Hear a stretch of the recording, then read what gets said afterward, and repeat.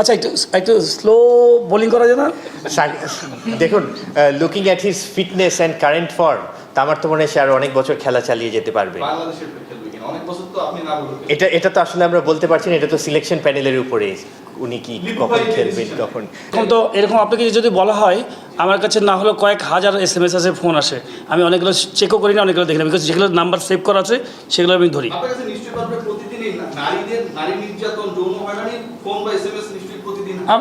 আমার কাছে রেসাদ ভাই এখন পর্যন্ত আসে নাই বা পাই নাই, অলমোস্ট না না, অ্যাটলিস্ট আমি ফোন টেক্সটগুলো দেখি, কিন্তু আমার কাছে আসে নাই। হ্যাঁ, বিকজ এটা ওই নারীটা হয়তো জানে যেটা ওমেন্স উইংসে যাবে, এই জন্য হয়তো আমার সাথে রিচ করা নাই। আপনি বলেছেন যে গ্রাউন্ডস ডিপার্টমেন্টের আপনারা যে তদন্ত কমিটি করছেন, আপনি চান না যে গ্রাউন্ডসে কেউ থাক, রাইট? অন্যরা কোনটা? গ্রাউন্ডস ডিপার্টমেন্টের যে তদন্ত কমিটি হয়েছে মাটি চুরি নিয়ে। জি জি জি, মাটি চুরি হয়েছে কি হয়েছে সেটা আমি বলতে পারবো না, বাট আমরা যে মাটিটা ওখানে থাকার কথা ছিল ওই পরিমাণ মাটিটা নাই। এখন চুরি হয়েছে কি হয় না এটা কিন্তু আমি এখন বলতে পারবো না, আনলেস যতক্ষণ পর্যন্ত তদন্ত কমিটির রিপোর্ট না দিবে। এখন যে কোনো ব্র্যান্ডের পুরাতন এসি বদলে নতুন ওয়ালটন এসিতে উপভোগ করুন 25% ছাড়। আমি চাই না, বিকজ হচ্ছে কেন জানেন, ব্যক্তিগতভাবে, বিকজ যে ডিপার্টমেন্ট হয়েছে ওই ডিপার্টমেন্টের বাইরে আপনি যদি অঙ্ক মিলান, ওখানে অ্যাকাউন্টসে একটা ইনভলভমেন্ট আছে যে টাকাটা কীভাবে গেল, অডিট ডিপার্টমেন্টের একটা ব্যাপার আছে, সাথে দুজন আইন একজন ব্যাপার আছে, সাথে একজন যারা তদন্ত করে অভ্যস্ত, বিকজ আমার ওই এক্সপিরিয়েন্সটা নাই তদন্ত করার। তো ওই আমি মনে করি যে ন্যায্য একটা জিনিস এখানে আসা উচিত, যে জিনিসটা আমাদের এখানে কখনোই রেজাল্ট আসে না। সবসময় শুনি যে আমরা তদন্ত করছি, কখনোই আমি দেখি না হিস্ট্রিতে, বেশিরভাগ ক্ষেত্রে দেখা গেছে। জি ভাইয়া, আমি জিনিসটা রেখেছি, বিকজ এখানে আমাকেও যদি উনি ডাকেন আমি সেখানে উপস্থিত হতে চাই। আমার প্রশ্ন ঠিক ওই জায়গায় যে নারীদের নিয়ে এত বড় অভিযোগ, ঠিক আছে, সেখানটা আপনারা আবার নারীর চেয়ারম্যানকে হচ্ছে কমিটিতে রাখলেন কোথায়? দেখেন, এটা কিন্তু ওই ডিপার্টমেন্টের ব্যাপার। আমি অ্যাজ এ পার্সন আমি চিন্তা করেছি অ্যাজ এ চেয়ারম্যান, এখন অন্য চেয়ারম্যান কীভাবে দেখছেন সেটা তার ব্যাপার, তার ব্যক্তিগত ব্যাপার। এটা কিন্তু আমার ডিপার্টমেন্টের ব্যাপার। আমি সুপারিশ করেছি, অফকোর্স আমি সুপারিশ করেছি অ্যাজ এ চেয়ারম্যান যে আমাকে, হ্যাঁ বিসিবি ফর্ম করছে, নিশ্চয়ই বিসিবি চেয়ারম্যান হয়তো ওমেন্স উইংসের চেয়ারম্যান হয়তো কোনো মতামত দিয়েছেন বা কিছু একটা করেছেন, এবং আমার কাছে মনে হয় যে আমার ডিপার্টমেন্টে কোনটা, আমার ডিপার্টমেন্টটা, আমারটা আমার গ্রাউন্ডসের,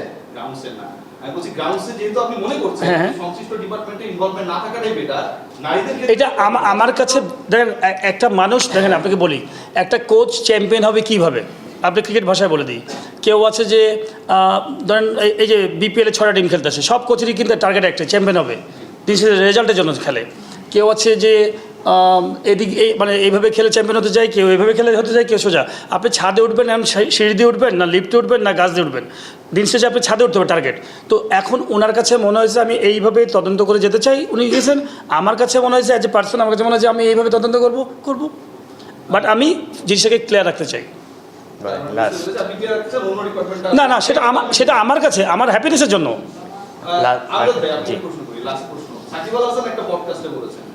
যে তিনি বিশ্বাস করেন বাংলাদেশ, আপনি কি বিশ্বাস করেন সাকিব আল হাসান কখনো বাংলাদেশের হয়ে খেলবেন? পলিটিক্স ভুলে যেতে বলেছেন, আমি পলিটিক্স ভুলে গেলাম। আচ্ছা একটু স্লো বোলিং করা যায় না? দেখুন, looking at his fitness and current form, তা আমার তো মনে হয় সে আরো অনেক বছর খেলা চালিয়ে যেতে পারবে। বাংলাদেশের হয়ে খেলবে কিনা অনেক বছর তো আপনি না বলতে। এটা তো আসলে আমরা বলতে পারছি না, এটা তো সিলেকশন প্যানেলের উপরে উনি কি কখন খেলবেন তখন। সিলেকশন প্যানেল যখন যিনি থাকবেন ওই পার্টিকুলার টাইমে এখন হবে যখন হবে, তো তাদের উপরে তো সিলেকশন প্যানেল তো ফাইনাল বোর্ড সিলেকশন করে।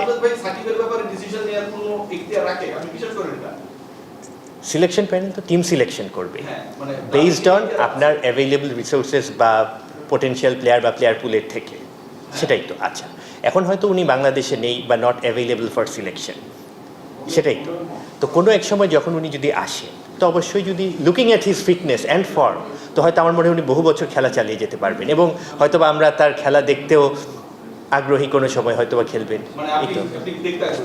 হয়তো বা। হ্যাঁ, কারণ আচ্ছা কয় ওভার বল করবো ওই ভাই, আর কেউ বোলিং করবো না শেষ। একদিন পরে বিপিএল শুরু হচ্ছে, প্রত্যেকবার বিপিএলের আগে যেটা হয় দলগুলোর যে ফাইন্যান্সিয়াল বিষয় বা প্লেয়ারের পেমেন্ট করতে, এই বিষয়ে আসলে লাস্ট কোনো কিছু আপনার এখন পর্যন্ত পরশুদিন তোমাদের বোলিং একটা হচ্ছে BPL governing council. BPL governing council deals with the managerial issue of BPL. এই ধরনের ধরেন আপনার ফাইন্যান্সিয়াল ম্যাটার বলেন, অর্গানাইজিং ম্যাটার, এগুলো গভর্নিং কাউন্সিল ডিসিশন। আর আমাদের বোর্ড তো আপনারা জানেন যে ওভারঅল পুরো পরিধিটা কাভার করে। সো আমাদের বোর্ড রিলেটেড, বোর্ডের একটা পার্ট থাকে বিপিএলে যে সমস্ত বিষয় নিয়ে আলোচনা হয়েছে ওগুলো তো আপনাকে বলা হয়েছে, তো সেটাই তো। So BPL governing council decide করবেন। আর ওইটা তো হচ্ছে অন প্রসেস, আপনারা তো গণমাধ্যমের মাধ্যমেই আপনাদেরকে জানিয়ে দেওয়া হচ্ছে কোন কোন টিম অন ট্র্যাক আছেন, প্লেয়ার্স কারা আসছেন, কাদের পেমেন্ট কমপ্লিট হয়েছে, ওগুলো তো আমরাও জানতে পারছি গণমাধ্যমের মাধ্যমেই। তো অবশেষ আতিফ ভাই, ম্যাচ ওভার। আতিফ ভাই প্লিজ প্লিজ প্লিজ প্লিজ। জি, আগামীকাল তো একদম মানে ইয়ে হবে রাজনীতি জানবে আপনার তার থেকে আসে this board what does it want from that particular leader, because আপনার তো ঠিক মানে বাংলাদেশ ক্রিকেট তো একটা নিশ্চয়ই উন্নয়নের দল একটা বড় দল, তার থেকে আপনারা আসলে কি চাচ্ছেন? ক্রিকেট তো দল মত ধর্ম বর্ণ নির্বিশেষে সবার খেলা, এবং আজকে বাংলাদেশের ক্রিকেট এখানে because of it has been impartial without political identity, এটা সবাই সাপোর্ট করেছে, কন্ট্রিবিউট করেছে। সো আমার বিশ্বাস থাকবে ইনশাল্লাহ প্রত্যেকেই ওরা ক্রিকেটের জন্য কন্ট্রিবিউট করবেন, এবং আমরা চাইবো সবাই যেন যার যার জায়গা থেকে ক্রিকেটের জন্য কন্ট্রিবিউট করেন। আল্লাহর ইচ্ছায় আমরা এখানে এসেছি, আল্লাহ চাইলে আমরা থাকবো।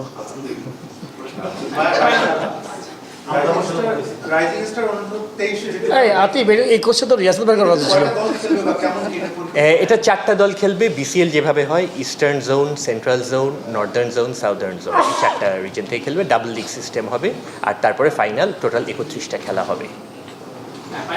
জি ভাইয়া, জানতে চাচ্ছিলাম আপনার যে 100+ উইকেটের যে প্ল্যানিংটা, এখানে এটার জন্য কি মানে কিউরেটর নতুন করে নিয়োগ দেওয়া প্ল্যান আছে, নাকি বিসিবিতে যারা এখন কিউরেটর হিসেবে আছেন তাদেরকে দিয়েই টোটাল? ও না, বেসিক্যালি যে মানে মানে মানে যে ফর্মালিটিগুলো আছে সেগুলো তো থাকবেই, কিন্তু আমার কাছে মনে হয় যে অনেক মানুষ আছেন যারা এক্সপার্ট, কিউরেটর বলেন, তারপরে তার পরবর্তী যারা আছেন, আমার মনে হয় যে প্রচুর মানুষ আছে আমাদের বাংলাদেশে ন্যাচারাল ট্যালেন্ট, মাঠ লেভেলে যারা কাজ করেন। তো এই সব মাঠগুলোতে যেমন সেন্টারে ঢাকাতে টনি হেমিংকে কাজে লাগাবো আমরা, টনি হেমিংয়ের উইকেটের জন্য সাজেশন দেবো, বিকজ উনি আমাদের হেড ক্রিকেটার, এবং সাথে যে ফতুল্লা এবং পূর্বাচলের জন্য তাকে খুব বেশি ইউজ করব। আর বাদবাকি বাইরে যে মাঠগুলো আছে সেই মাঠগুলোতে আমার কাছে মনে হয় যে আপনি যদি দেখেন রাজশাহীতে প্রায় আমি যতদিন খেলি, বগুড়াতে যতদিন খেলি, আমরা মনে হয় সব লোকাল ক্রিকেটার, এবং এত সুন্দর ফ্যান্টাস্টিক উইকেট বানাচ্ছে। তাদেরকে প্রত্যেকটা মূল্যায়ন করার জন্য তাদেরকে এই ফ্রিডমটা দিতে হবে, তাদেরকে সুযোগ করে দিতে হবে যে যেন তারা আমরা তাদের কোয়ালিটি জাজ করতে পারি যে তারা কেমন উইকেট বানাচ্ছেন এবং করে আসছেন দীর্ঘদিন ধরে ভালো। তো কেন আমরা তাদেরকে দিয়ে করাবো না? তো সেই জায়গাগুলো আমরা চাই যে তারা আমাদের ডোমেস্টিক, আমাদের সেই মানুষগুলোকে এনকারেজ করতে চাই।